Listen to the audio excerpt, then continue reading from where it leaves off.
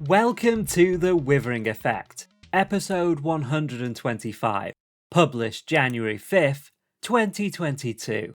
I'm Carl, or CarlRyds to the rest of the internet, and today is a very special episode of the podcast, where I'm going to be taking a look back at some of the best conversations and ideas from our episodes in 2021.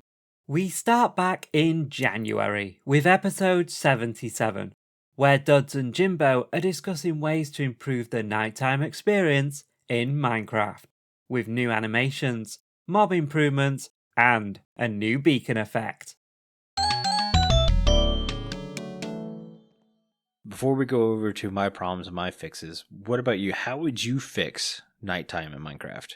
Yeah, I have a few fixes here. One of them would be to make the nighttime more enjoyable with looks. I'm thinking more of a night sky animation. Maybe you want to see like shooting stars. I would love that. Maybe you want to see, maybe a comet or an asteroid or whatever, come across the screen. Some rare events, rare occurrences maybe that happen at night that you might want to see. Maybe an aurora borealis, northern lights, every once in a while. Maybe when the sun goes down or when it's coming up. Yeah. Just different sky animations, even in the day. Can't see much in the day, but you have the clouds up there that kind of distort the image in the day. Maybe at nighttime they fade away and you get some nighttime animation. Yeah. Before we go too far on there, I like what you said. Clouds. Minecraft needs to raise clouds. Yes. They're so low. If you build anything tall, they cut through the middle of your build. And it's like, I always feel clouds should be just above build limit. I agree. Yeah, you shouldn't be able to build inside the clouds. Not that low, at least. I would turn clouds back on if they're above build limit. But as of now, they're staying off. Yep, they're off on mine. I'm also thinking maybe in some biomes, crops grow faster at night. That could be cool. It could depend on the crop, but I'm thinking a couple biomes might be, I don't know, something maybe lush caves. What's the spruce wood? What's that biome? Taiga. The taiga biome. Maybe the taiga biome. Things grow faster at night, because of the soil or the mega taiga. It's got that podzol. Yeah, maybe vines or even mushrooms can grow a little bit faster. Yeah, not just so much crops. Maybe all plant life grows faster in certain biomes at night. So maybe you want to keep night up to get your efficiency of your farms or whatever you need to grow. That could be cool. I like that idea. And last thought I was thinking might make nighttime a little more fun is double XP at night when you kill a mob. Any mob that would spawn at night naturally, you'd get double XP from. Now, there could be, an instance where people make farms that only run at night to get the double XP. I think that's kind of even because you can go to the Enderman farm and get a ton of XP, but, early game, get double XP at night. Yeah. It would keep you up at night, so you wouldn't have to sleep through and go through. Even if you have a farm that works at night, you can go to that at night, but you're not sleeping through it. Exactly. No, I completely agree, especially early game, because early game XP is such a grind. So the fact that you get bonuses for staying up and willing to fight hordes of mobs at night, getting double XP seems worth it. Yep. I love that idea. That's my first thought. Thought that was my best thought. Very good. Double XP. Those are great ideas. Thank you. It's a first. Did you just do first? That's a first. Oh. No, I generally like most of your ideas. Yeah. So, my issues I have with nighttime. Number one, phantoms. I love the phantom as a mob. I hate the phantom as a mechanic. The forcing players to sleep has me sleeping more than I ever have, which means I skip night more than I ever have, which means I stay inside more than I ever have. Sleep more than you ever have. My second issue I have is the massive amount of mobs that come out at nighttime. Like you said, disrupting farm raids. You're constantly having to light everything up, which causes a ton of torch spam, which is just ugly, especially if you're trying to build a nice looking build in survival. Mm-hmm. It's just a mess. Really, if you want to play with light in Minecraft and you don't want to be on a mushroom biome, it reduces your block palette insanely to only blocks that have half slabs of stairs, because those are not spawnable. And I think that's something Mojang needs to think about when we say we want more half slabs and stairs. It's because we want to play with lighting effects that we can't because of mob spawning. Mm-hmm. It's not so much we're not trying to be creative, it's we're limited in creativity because of outside effects affecting palettes. So there's that. And finally, as a content creator, nighttime's just bad for recording. Mm-hmm.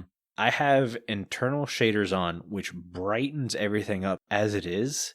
But even when I walk into a dimly lit area with these internal shaders on and you watch it on YouTube, it's so dark. Like, if I walk into my storage room and look up at the ceiling, it is a giant black blob. You can't tell that I've done layers of glass and black concrete and everything. You just see black blob. Yeah. So it's like, well, that was kind of the effect I was going for, but not so much that poorly. Yeah, I've noticed that. It's really hard to get the look on YouTube. Yeah. Makes it so much darker. Even like underwater. Yes, very much. It's hard to record. Yeah, so those are my issues with nighttime in Minecraft. Let's get into fixing nighttime. Those were also my issues, by the way, also. Yes. Those are all my issues also. Jimbo was just trying to add on to the ones I already had problems with. Yeah. He has these issues also. So if you have a fix that I'm not talking about, definitely hop in and dogpile. Let's get these issues knocked out. First problem, phantoms. How do I fix phantoms? Maybe make them more biome specific or a structure specific mob. Kind of like the pillagers have the outpost. Maybe one of these new cave types house a phantom. My big thing is I want the bat out of Minecraft. I think bats are stupid. They don't bring anything to the game. They're super annoying. I would much rather have the phantom take the bat spot in caves, because the phantom is a cool looking mob. I dig it. And also, I'm going to bring this up. Dirty Blonde from our Discord put a texture where he changed the elytra wings to phantom style wings. Does that not make way more sense than elytra wings now? Yeah, they look pretty cool. Yeah, the texture makes a lot of sense, and I wouldn't mind seeing it switched over. Anyways, fixing phantoms, give them a location that you can search out. It would also make them a more farmable mob. You wouldn't have to wait 3 days to get them to spawn and have a 10-minute window to farm them. You'd be able to go to a location at any point, especially if it's in a cave and they still need light levels to spawn. It sounds like a good idea to me. Yeah, I could see that. Biome specific, I do like that. My only worry with doing a biome specific instead of a structure specific spot is that it could be a turnoff for people building in that biome just because of how hated phantoms really are. Unless it's like the mushroom they're specific to. That you'd get like the good with the bad. Yeah. You'd get no mob spawning, but at nighttime you'd get phantoms every night. That may be a turnoff too. Yeah. Phantoms are just such a hated mob, which is funny considering it won a popular vote to be in the game. Yeah, they're just annoying. They really are. That makes you sleep through the night. Yeah. Waste it away. Wasting nights. So, my second issue, the ton of mobs that are spawning, which then causes torch spam, which then causes ugliness in builds. The way I would fix that is a new beacon effect. And I've mentioned this before. I think a beacon effect to repel mob spawning is a great idea. You could make it, maybe, you know how most people just use an iron ingot to purchase said beacon effect at the time? Maybe the mob repelling effect costs something different. Maybe it's a little bit more rare. Maybe you have to put a phantom membrane in there, and that means phantoms don't spawn there. Maybe you have to use rotten flesh and keep zombies out, or maybe you have to use a netherite ingot to keep everything out. And for me, I think this helps you in a bit in the Hertz farm rates, because strategically placing a beacon that could repel mobs would effectively stop mobs from spawning in areas you do not want them to spawn, thus making your farm efficiency better, because that would be the only area mobs could spawn. Yeah.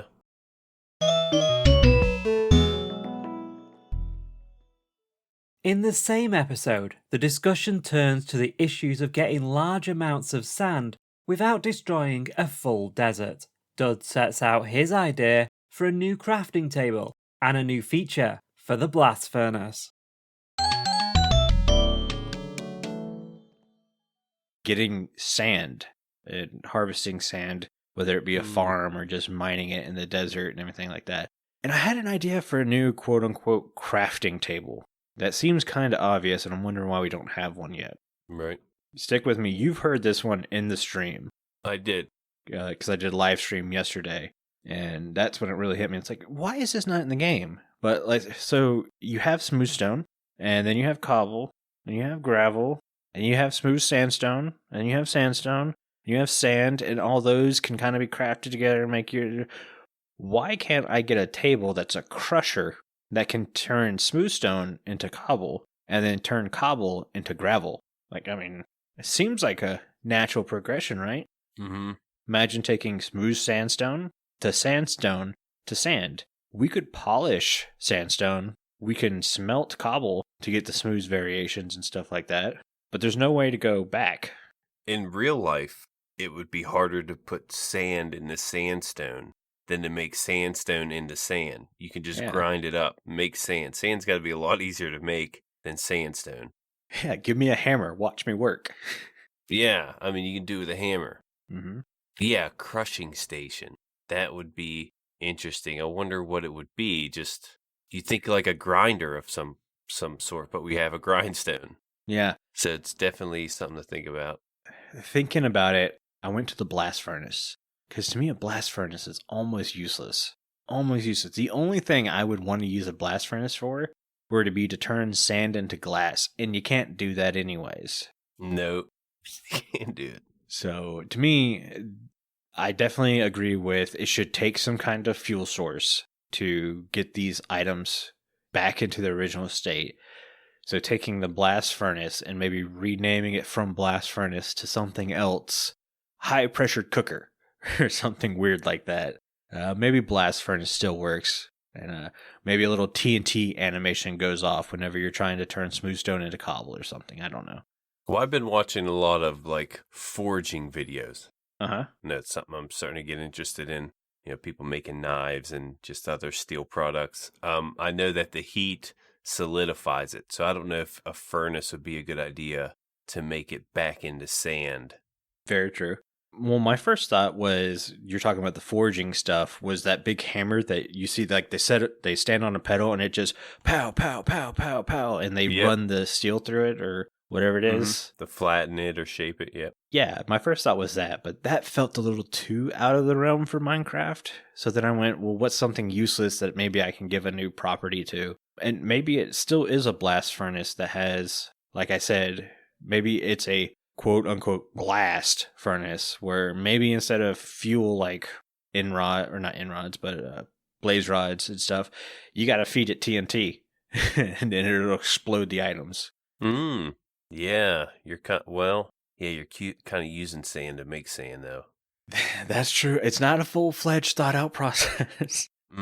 That's for the experts at Mojang. Yeah, I really like the idea. I don't see how it isn't in the game. I always thought about that. Like, I have all this sandstone. Maybe I can get sand out of it. No, it only goes one way. Once you get the sandstone, you can't go back. So, yeah, I've always thought about it being some kind of way to undo a craft. Let me drop my anvil on it. Turn it into sand. There you go. Something. Another new item, a hammer. And then I'm going to have to complain about now I have to carry this hammer around with me. Yeah, to make sand. Gotta make sand. Need my hammer. Yeah, where's my hammer?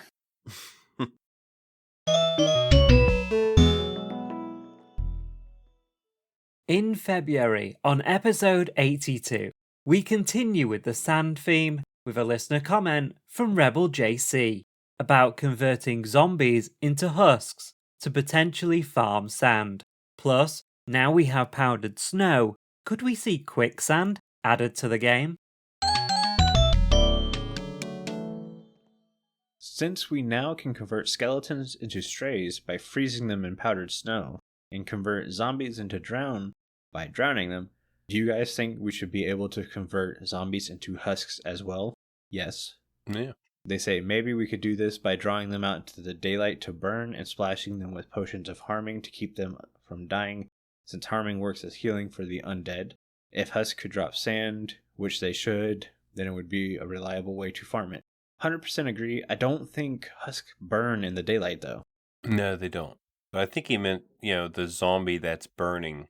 Oh. To convert him. Yeah, to convert him. Got you. Good point. Yeah, I misread that. Yeah, it's finding a good way to convert them that makes sense. To me, the obvious way that would make sense is to add quicksand to the game.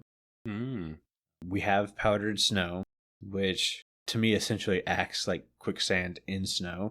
So I kind of expect when we have a desert update or something, we will get a quicksand block. Yeah. This to me would be the way to create husks. And yeah, husks should drop sand. They're not creating a zombie spawner farm that converts zombies to husks to drop sand would not be overpowered. If you think about these as XP farms, yeah, everyone has a zombie grinder to start, but the second you get to the end, you ditch that zombie grinder because it doesn't produce as fast as you would need.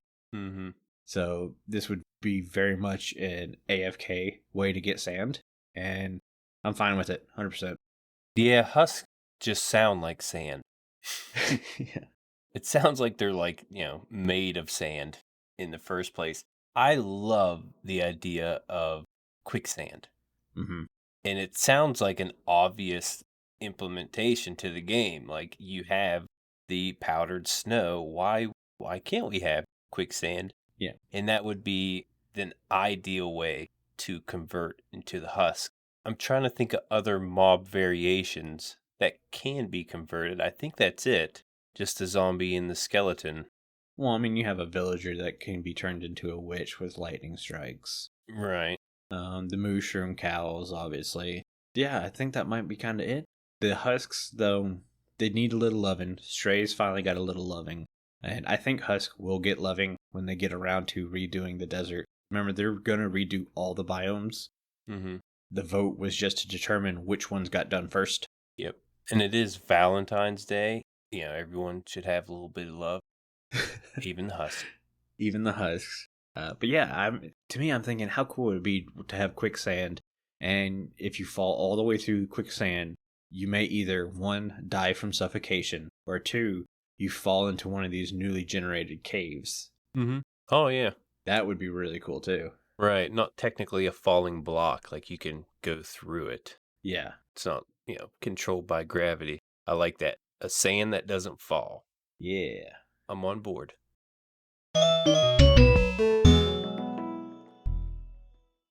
For episode 88 in March, Duds and Jimbo were joined by Bedrock content creator Prowl. In this clip, he sets out what inspired him to make Bedrock videos for YouTube. So my inspiration to make videos came not long after Bedrock Edition came out. I was trying to learn the technical game, and like anybody that ever come up playing Bedrock, especially when it first came out, you would know that when you went to look for videos on how to do things on YouTube, you would try to do this thing and it wouldn't work because it was a Java video and you just didn't have the understanding that they were different until you've messed up numerous farms. So I would prowl, get it? I didn't even mean, yes, I did mean that pun. I would prowl the message boards, and as I was learning how to do things, I wanted to also help other people know that were on the unofficial Minecraft message boards of how to do these different things in the game, like make farms and that sort of thing, right? So I would try to help people there, and I was very active on those message boards back then. And then eventually I came up with a design, which nobody had at the time, of a mob farm for Bedrock Edition that worked in the daytime and the nighttime. I don't want to get like too into the weeds here because I can get way into the weeds, but spawning works a lot different on Bedrock Edition. Yeah. And mobs are split between a certain number of mobs that can spawn on the surface and a certain number of mobs that can spawn under the surface or under a solid block. Mm-hmm. At that time, it wasn't possible, or nobody knew how to get that to work, and nobody really knew spawning mechanics that well. And I got inspired by a previous guest of yours, WyreGuy, who kind of figured all those out for, I think, the first time out of anybody. And I took what he had learned and applied it and made a mob farm that you could make multiple levels of and actually get a good amount of drops. So like, I was dying to share this. Like, I was like, oh my, how can I show this to everybody in the world? Because nobody has this video on YouTube. It doesn't exist. Right. Nobody's made a mob farm for Bedrock before, but everybody keeps trying to make these Java mob farms and failing. So that's when I decided, like, you know what? Like, I'm going to make a YouTube channel and I'm going to make this video. And that's the first video that's on my channel. If you go all the way back, as a mob farm that, you know, nowadays doesn't really look that great compared to what's out there now. But yeah, that was my inspiration. I just wanted to help people play Bedrock better and learn how to do things, not get stuck on Java videos. And that's still my motivation today, is trying to get Bedrock to a better place and put more videos out there. So Bedrockers find Bedrock videos and don't get stuck on Java videos that don't work for them. Way better than me. I started out on Bedrock, and then I went looking for how to do stuff. And then I saw the Java videos, and I went, well, I'm just going to switch to Java. Yeah, that's kind of what I did. Yeah, that's what I'm trying to prevent. I want people to play Bedrock. Yeah. Well, most of our Discord members play Bedrock. Yeah, I think it's a large, like 5-to-1 or something like that, like Bedrock to Java players. It might even be larger than that now. So even like most Java content creators, like most of their viewers are Bedrock players, not Java players. So yep. I just think it's nice to, you know, let somebody watch the version of the game that they play, so things that they see will work the way that they are seeing it.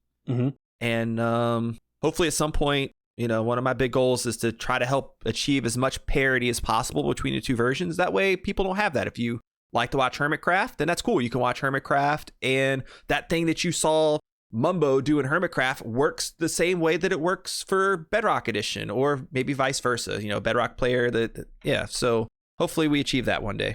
Yeah. Yeah.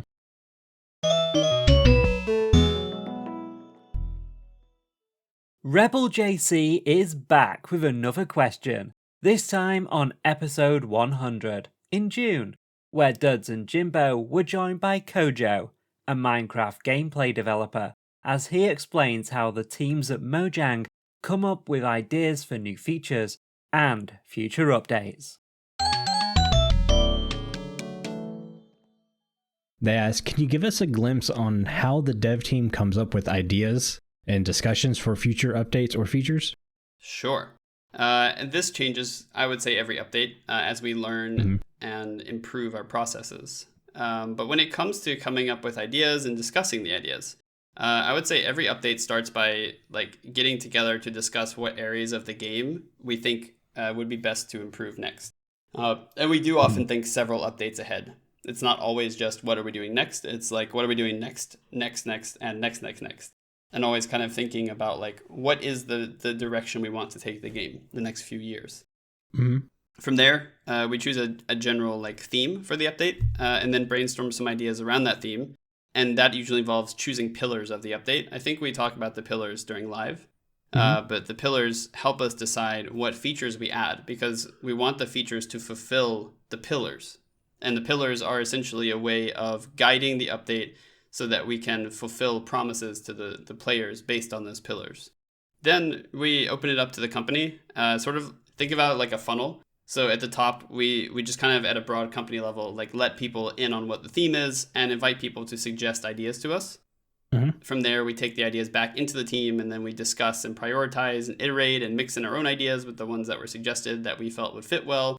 And once we've put together our idea of like what the initial features are for the update and what priority we should do them in, each feature, at least like the first few features, get assigned a design owner, who then is responsible for leading the design and the development of that feature in coordination with other developers. Then each feature is only owned by one person, But there's always a ton of collaboration on design questions and sub features for each feature. And like the design team, especially, we're always talking all the time about how we can make our features work well together, thinking about existing features and, keeping the game design. Brandon is really, King B-Dogs is very big on keeping design space open and not closing it off for the future. And that's definitely something we try to do as well. Awesome. You guys heard it here. 122 is already figured out. We got everything on the board. But as a concrete example, the axolotl, like we were just sitting in a meeting thinking about what mobs would be really fun to have in caves. And I was just thinking, like, I don't know why it popped into my head, but I was like, I do know a cave creature that's really derpy and really cute and is endangered and would just be perfect for Minecraft. And I just threw the axolotl on the board and everyone was like, axolotls. Yep, big hit. So you're responsible for the cuteness overload. I'm responsible for the initial idea. I'll give Olraf a lot of credit for the design. We co-designed that one. But that's just another example of like, not every idea comes from a big brainstorming process. Sometimes it's just somebody gets really inspired and people are like, yes, that's it. Yeah, love it. Yeah, you hear the Minecraft community always throwing ideas out there. This will be next. This will be next. Do you ever consider the Minecraft community when you take in this discussion? Oh, absolutely. The community, we're really, really big on listening to the community. I mean, obviously, people were asking for the cave update for, a decade. Yeah. But I think we had a video that addressed this exact point. Like, I don't think we could have done the cave update justice until now. Like, no sooner than now would we have been able to deliver on the tech needed, on the features that we added. And I think we're doing it at the right time. And I'm glad that we're taking our time to do it. But we definitely do listen. Absolutely. So timing's pretty key.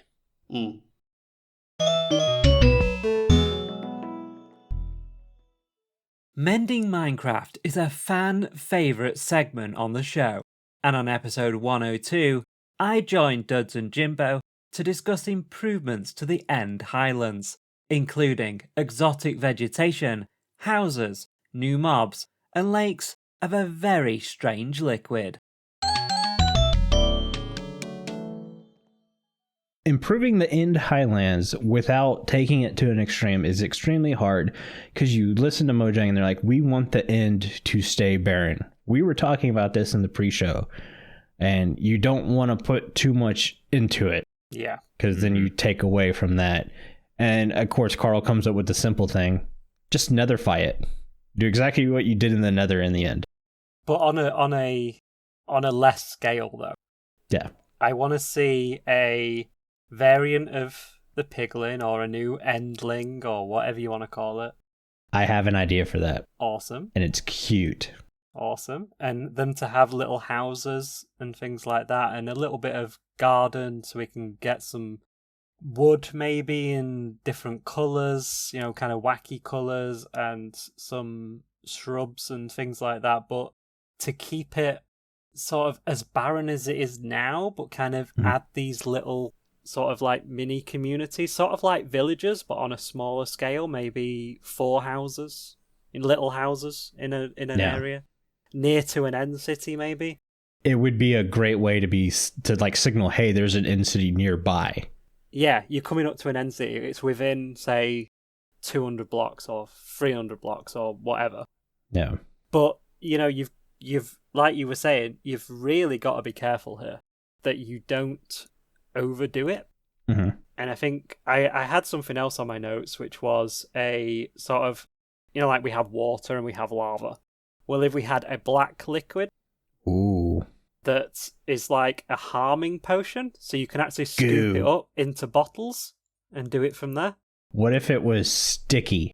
There you go. So if you turned it into a splash potion and you threw it at a mob, the mob couldn't move. Yeah, so it's like slime, but like real life slime where it's like all around you and sticking to you and sticking you to the ground. Yeah, I think that like lakes of that in these highlands wouldn't overdo it because it's black, because it's dark. It fits the kind of void atmosphere of the end. Or purple. Or purple. like you said, you've really got to be careful because you can ruin the end by doing too much to it. Yes. I bet that's why they haven't done another end update yet, because, like Corey was saying on episode 100, that they think about these things so hard that they don't want to invalidate old features or make new features in the future not doable. Right. And they want to make sure that the balance is there. And I think the end is one of those places where getting that balance is going to be extremely difficult. Yeah. Yes. I think the end really opens the door up for like exotic mobs. There's, like you're saying, pigmen or, little houses. I'm thinking something else. Like, this is the end. This is the dimension that no one's been before. So you could actually add things that you've never seen before. You can make them real exotic. You can make them, like, the housing is a lot different. Like, you have the end cities. No one's seen anything like that before. I love that. Mm-hmm. The shulkers, that's completely different. That's an exotic mob. I believe it really opens the door up for something like that. The lake thing, the river thing, love that idea. Yeah, I think that would be so cool to have. Could you imagine falling in one of those things and not being able to swim out? Yeah. Just slowly sinking? It's a bit like powdered snow in that respect, where it's sort of sucking you into it. Mm-hmm. I'm sure they'll come up with something you have to wear that you can just skate across it, because that's something they seem to like doing these days. Maybe. Now everyone's got to wear chainmail. Or maybe there's a new type of boot or a new type of helmet. I was going to say jet ski. Jet ski?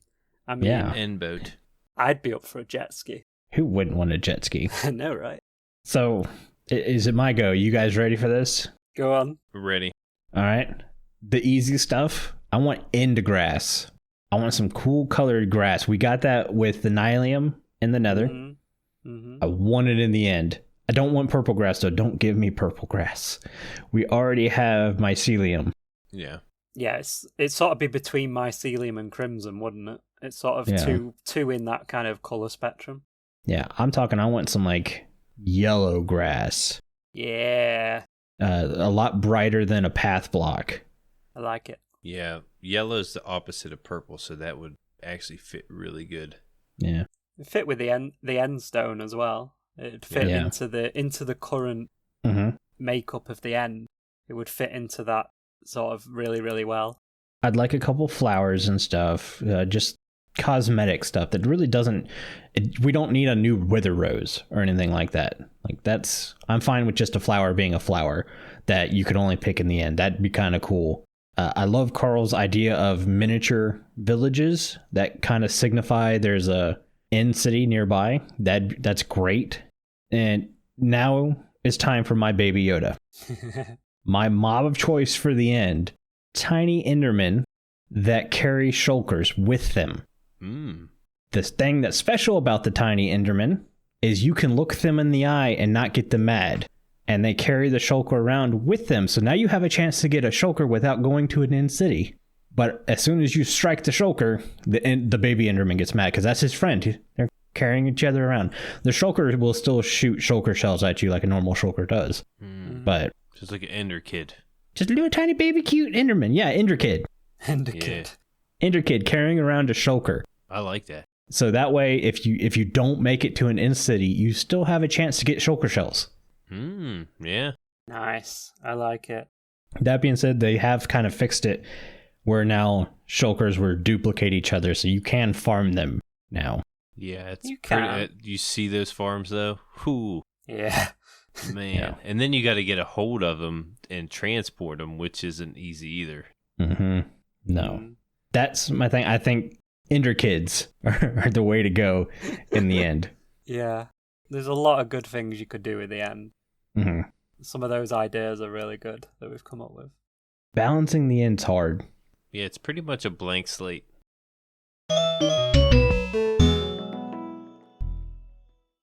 In October, on episode 115, Duds and Jimbo were joined by Laura, a lead game designer on the Minecraft Dungeons team, to discuss a range of questions including how they work with the vanilla team and how the lore between the main game and dungeons should be thought of by players. So when adding something new into dungeons, like a new mob or location, how much did the vanilla / Java Bedrock team get involved with the development process? This question is from the Meme Bugs. Yeah, quite a bit actually. We try to make sure that technically everything we put in dungeons could eventually be put into vanilla if they wanted to and felt like it and felt it was appropriate. Mm-hmm. So we try to make sure that everything we put in the game makes sense within the Minecraft universe as much as possible. So we have a very close connection with the vanilla team. We talk with Agnes and Jens a lot. And now we got a new structure for the design discipline all across the Mojang studios. Mm-hmm. So now we can talk to each other a lot more, which means that we can, be inspired by each other and come up with solutions together, which is awesome. So we try our best to stay as in touch as possible. Which I absolutely love, because while Dungeons doesn't feel like it was specifically made as a Minecraft game, it does feel like a natural progression for a Minecraft game. Right. Yeah. And we wanted to make sure that it was a very different experience, but that it still felt very Minecraft. So hopefully we hit the mark in there. Sometimes it's difficult to know. You have. I think that's one of the first things we mentioned when we were playing the beta, Duds, is how much it looked like Minecraft and how much they brought in from the game of Minecraft to dungeons. Yeah, it was. Well, it doesn't feel like a Minecraft game because it's a dungeon scroller game. Mm. Yeah. So it's a very different kind of game. It very much nailed the theming of Minecraft easily. Nice. Mm-hmm. And I was being brought into a new world with different looking things, but you could still say, oh, like this is that from Minecraft just updated, which was awesome. I can't tell you how many times I've seen a block design in dungeons and I went, oh, I want that in the game. Yeah, many times. That's awesome to hear. Yeah. We actually build everything in Minecraft. So I think that's partly why we managed to make it feel Minecrafty enough. Mm-hmm. It's because we use a in-house version of the Bedrock Minecraft editor, and we customize it to fit our needs. So we are much faster working on it, and then we come up with new block textures and pixel art, and that's how we build the basic terrain on our missions. So I think that helps a lot. Awesome. Yeah, nice. All right. The next question we have is a two-part question. These are from Awesam 2399 and our patron FragileRock. They ask, what inspired you and the MC Dungeons team for the storyline of the game? And a lot of Minecraft lore is worked out in Dungeons. Should Dungeons be thought of as a standalone world, or is the lore intended to apply to the entirety of the Minecraft franchise? Right. Yeah, as I mentioned earlier, the lore is all connected. Like Minecraft is one universe, and within the universe of Minecraft there's vanilla, and then there's dungeons and so on and so forth. So it is one big universe, and we explore different parts of this universe in different games, but yeah, in theory it's all interconnected. What inspired us? Well, illagers were a very natural enemy within the vanilla world. And actually, illagers was something that was developed at the same time in both games. So while we were developing dungeons, we kickstarted with illagers with crossbows and so on and so forth. And then vanilla released Village and Pillage. So technically, like that was an inception from the dungeon side of things. Awesome. So we've been working in parallel for a very, very long time. And then it just felt natural to have an illager as the main villain of the story, since we wanted it to be more narrative driven. So yeah, the arch illager just felt like a natural enemy. And then we wanted to have this mystery with the orb of dominance and having this, how you say, very intrinsic, hidden evil power in the background. Sounded very interesting to us. And now with the release of our latest DLC, we tied that with the end, which is another, hint to the lore. So I don't know if I can say much more, but yeah. Well, I'd stop anyway because I haven't gotten to the end DLC yet, so. Yeah, I like the look of the little arch-illager. Yeah. He is adorable. He really stands apart from all the other ones. Yeah, I love that it feels so, it's part of the species, if you will, or the mob, but it still feels so unique. I like the arch-illager a lot. Right. From everything we've heard today, the exciting part should be that if it's in dungeons, it's getting talked about being in Bedrock and Java too. Potentially. Like, as I said, it is not part of our decision. We just conceptualize things as if they were able to make it to vanilla. That doesn't mean that things will strictly make it, or if you see it in dungeons, it will eventually come to vanilla. It just means that if the vanilla team thinks that some of the things are a good fit for whatever update they're working on, they might consider putting it in. So that's the way we try to see it. For both games, we try to think about, would this be a good fit for the universe in general? So if it's a good fit for the universe, then it potentially can be a good fit for any game. So that's the thought. The possibilities are unlimited. Yeah, exactly. Like, Minecraft is such a big, beast. It is so easy. Well, it is not easy to add new things, but you could have technically everything you wanted. So then the challenge is to come up with things that are unique and new and interesting and that serve a purpose. Yeah. Yeah. You look at the Bedrock vanilla game, Java, it's very much a blank slate. You can paint your own storyline and everything like that. Whereas Dungeons is giving you a storyline. It's just your chance to adventure it. Yeah, absolutely. So it's very different approaches, but hopefully we're adding to the same universe. So.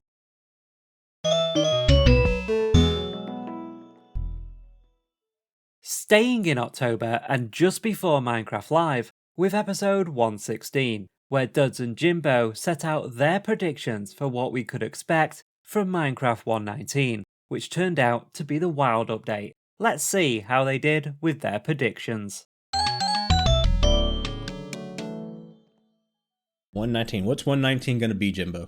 I could see us doing a biome update, a big biome update, and that's from the beginning of the show, how they took out a bunch of biomes. I think it's for the biome update.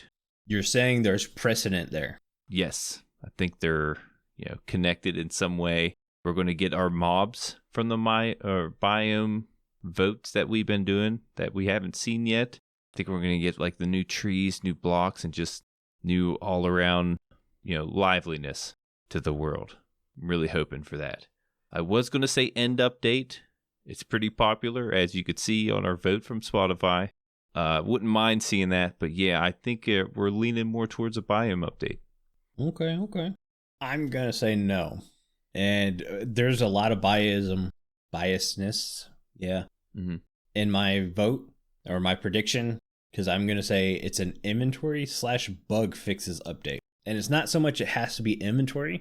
It can be something else that's not as large as a world generation type update. Maybe it's Jeb's combat update finally getting into the game. We haven't heard about this thing in almost a year. Right. Maybe that finally comes into the game. And you know what? I would be super happy with it. I'd be excited about it. Especially if he touched up on the trident. Yeah. The big thing is with how late 118's finishing up, it's finishing up in December.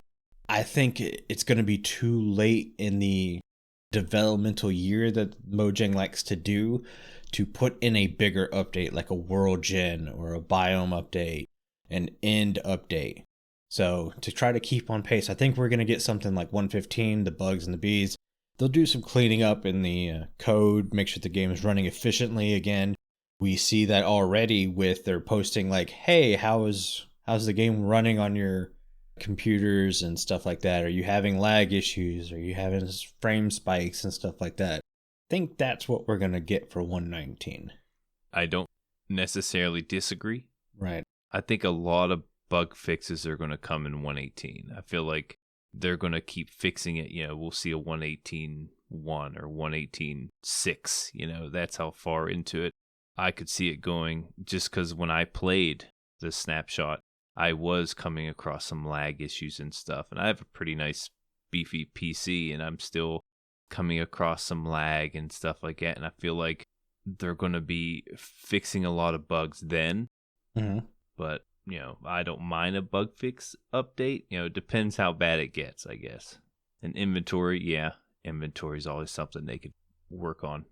And I'm not going to say you're wrong. You could be right. We could have a lot of 118s. The only problem with that is, again, they're going to be pushing 119 development cycle back to continue to work on 118, which means they're going to have even less time for 119. Yeah, and they're going to tell us what 119 is, and everyone's going to be excited about it for them just to not give it to us till way later. Right. So that wouldn't be cool. Either way, we're not Mojang, so we don't know what's going to happen at Minecraft. Yes, like we said before, in Mojang we trust. Yep. We know they got something cool brewing.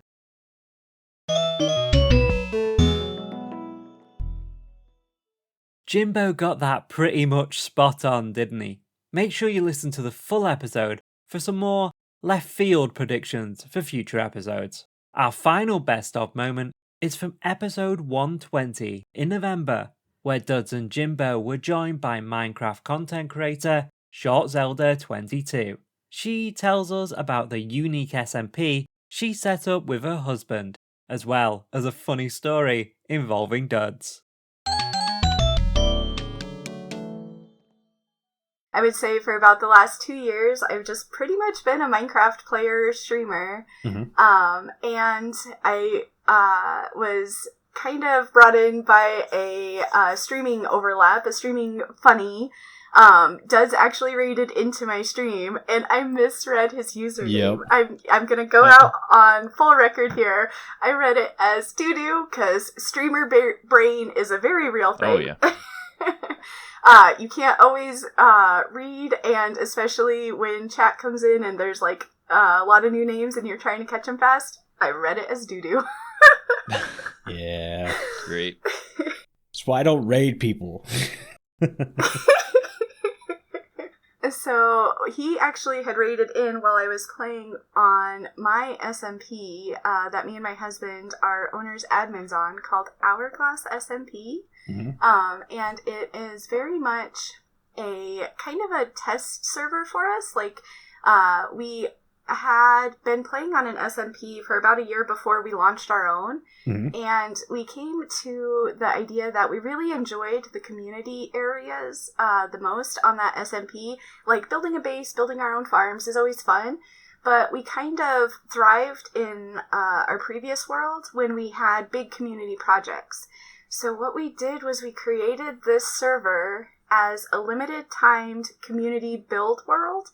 And what that means is we set a time limit of only 6 months, and we launched on July 1st, and the server is going to go down on December 31st. So that's like been pretty much consuming all of my creative time for the last several months, because we're so focused on every month going to a new area and building a new themed area. Yeah.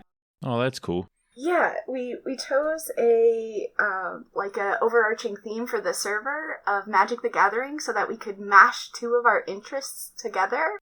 So we take ideas and themes from Magic the Gathering and build them in Minecraft. Ah. So we're centering it around the 5 mana cycles. I don't know, do you guys play Magic the Gathering? Are you familiar with it at all?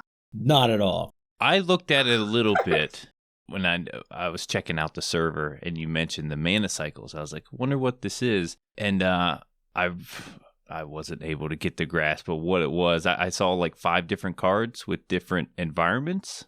Yep. So what it is mana is the power source for all the spells. It's the energy, if you think about it that way, that you pull from the land in order to cast your creatures, and your spells and to help protect all of your stuff.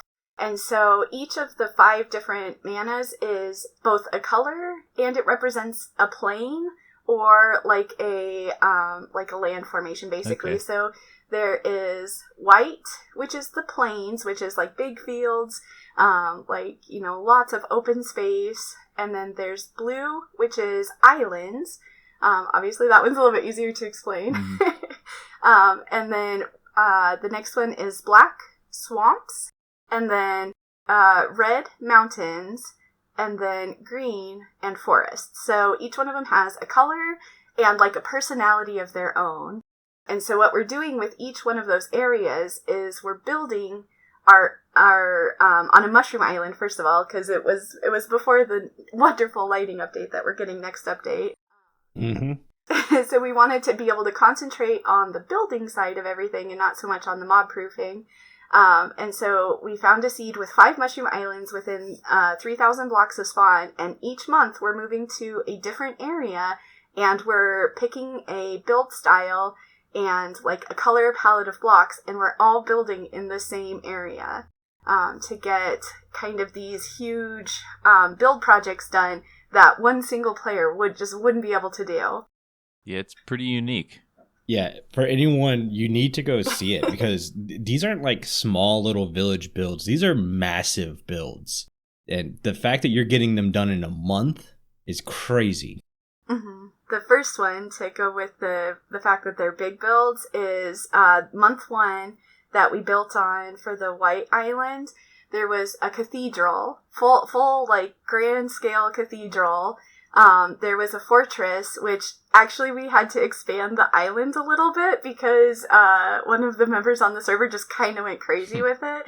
So we actually had to add on because we didn't have enough space. Oh, wow. On our mushroom island. So we basically doubled the size of the mushroom island. And then a whole village and a lighthouse and a shipping dock. And that's definitely was my favorite month so far because really everybody just embraced the challenge in that month. Yeah.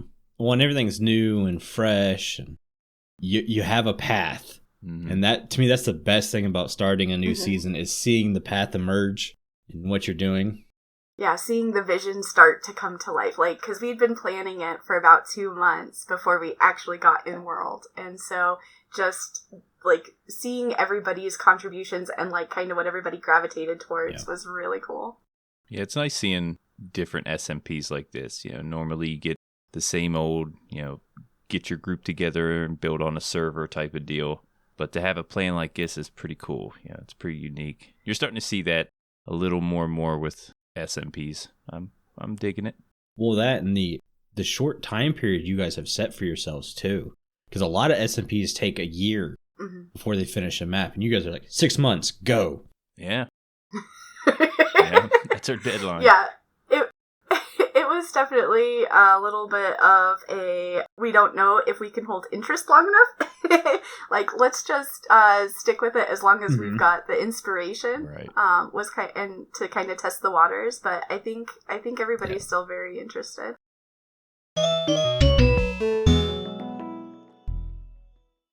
That's going to do us for today. There are so many more conversations and ideas I could have included. If you have missed any episodes throughout the year, I would encourage you to go back and listen to them, as each episode has really good ideas and unique insight into the game. We'll also be publishing a special episode of Drinking Our Milk, which will include some highlights from our half-stack episodes for our patrons.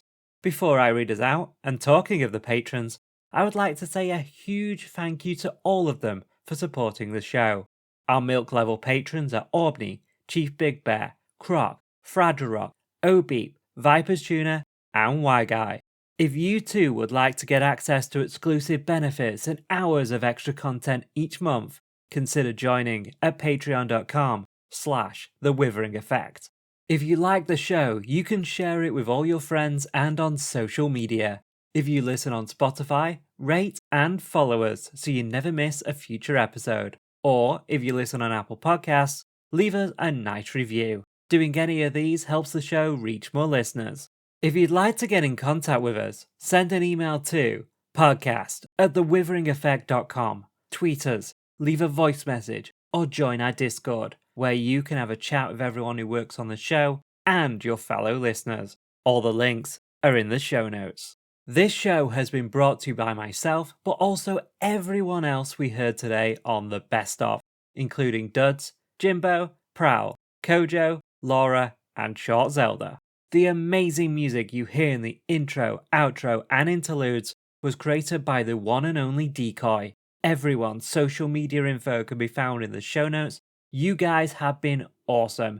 Thanks for getting withered with me on this special episode. Duds and Jimbo will be back next week, and I'd like to wish everyone a happy new year. You should probably go and drink some milk now. Bye!